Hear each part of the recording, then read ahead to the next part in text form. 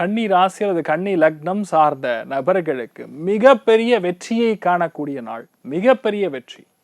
ஆனா தயவு செய்து அஷ்டமத்துல போய் சுக்கிரன் உட்காந்துருக்கான், வரையஸ்தானத்துல சந்திரன் கேது சேர்ந்து இருக்கிறது 100% உடல்நிலைகள் அக்கறையா இருக்கணும். ஏன் கேட்கறேன்னா கன்னி ராசிக்கு மட்டும்தான் அடுத்த 2.5 மாசம், அடுத்த 1 மாசம் கண்டிப்பாக திருஷ்டி ஏற்படும். யார் மூலியமா திருஷ்டினா பெண்கள் மூலியமா திருஷ்டி ஏற்படும்.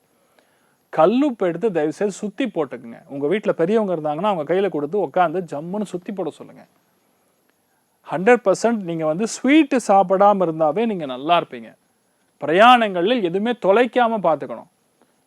இந்த மாதிரி நாட்கள்ல பொதுவாகவே ஆவணங்களை மறந்துடுவோம். அதெல்லாம் மட்டும் பார்த்துட்டா போறோம், பெரிய பாதிப்புகள் கிடையாது. கொஞ்சம் மருந்து மாத்திரைக்கே செலவு வரும் ஒரு 2 நாளைக்கு, அதை மட்டும் பார்த்துங்க. மற்றபடி எந்த பாதிப்பும் கிடையாது. நீங்க ஜோரா இருப்பீங்க.